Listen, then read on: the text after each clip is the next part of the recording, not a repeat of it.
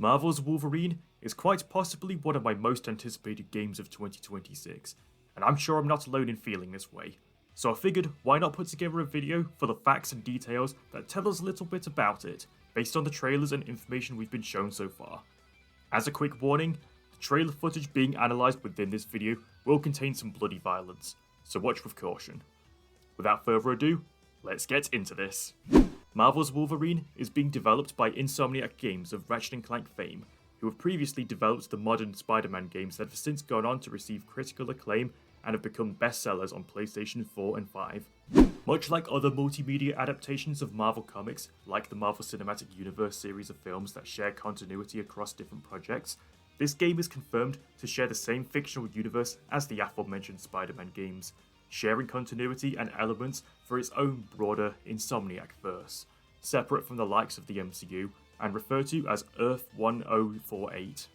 As you can probably tell, Wolverine is going to be a lot more graphically violent compared to Spider-Man, excluding that one scene in Spider-Man 2, of course, you know the one.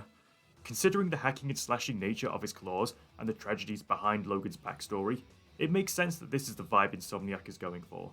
And I'm kind of glad to see that they're not holding back in this department, as it is yet another example that supports the ongoing talking points surrounding superhero stories and their capacity to be enjoyed by more mature audiences beyond the younger audiences that they have historically been stigmatized to be aimed towards. Wolverine's signature healing factor ability is highly likely to be integrated into the gameplay, as we can see in these sequences in the trailer where he's recovering from wounds. It's often a running joke across several video games how characters can survive several gunshots and beatings, and then heal after taking cover for just a few seconds. But in the context of Wolverine, it's kind of justified, as it is one of his most iconic powers. Another well-known ability of Wolverine depicted in various media is his animalistic berserker rage, which is typically triggered as a result of survival instincts from his mutation kicking in, as well as intense psychological trauma from being experimented on. As we can see in the trailer, it's possible that this will serve as a key gameplay mechanic, particularly during combat sequences, although this has yet to be explicitly confirmed. Much like in Spider-Man, it appears that Wolverine will be able to wear a wide variety of costumes drawn from his rich history. So far, outside of his signature yellow and black uniform, we see him in a red plaid shirt and cowboy hat when at the Princess Bar, as well as a brown jacket when out in the snowy wilderness that is very reminiscent of his appearance in the X-Men animated series from the 1990s. It's highly likely we'll see other variations of his costumes, as they've seen several redesigns over the years across different artists, and Insomniac are practically spoilt for choice when it comes to looking for inspiration. In this game, Wolverine is voiced by Liam McIntyre, who is also known for his performance as Spartacus in the second and third seasons of the Starz show of the same name. In terms of voice acting, McIntyre has also portrayed JD Phoenix from Gears of War and Captain Boomerang in various DC animated projects. He also happens to be yet another Australian actor playing the character that's meant to be Canadian in universe.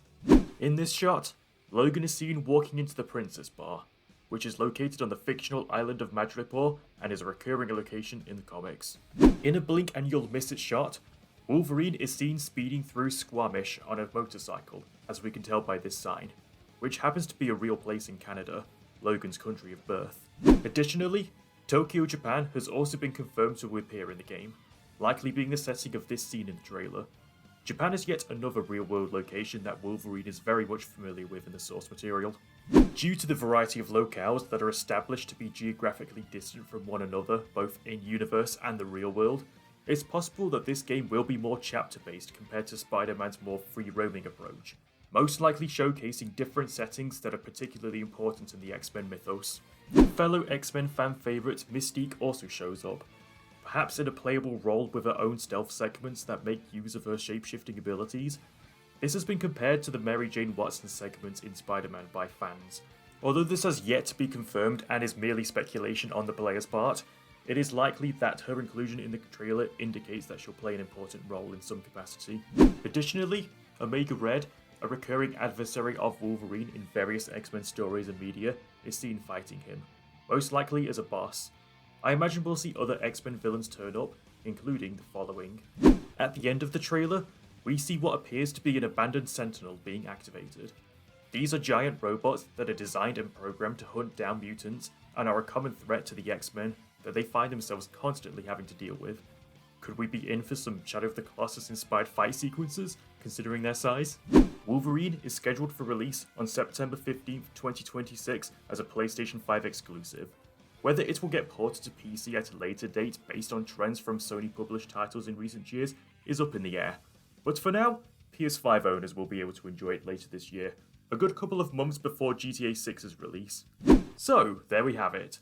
Those were some facts about the upcoming Wolverine game that I was able to deduce from what we've been shown so far. Feel free to let me know if there's anything I've missed, as well as whether you're looking forward to the game. If you've enjoyed this video, don't forget to drop a like and subscribe to the Peter Gargan channel for more coverage on other gaming topics of interest. Thank you all so much for watching, and until next time, see you around.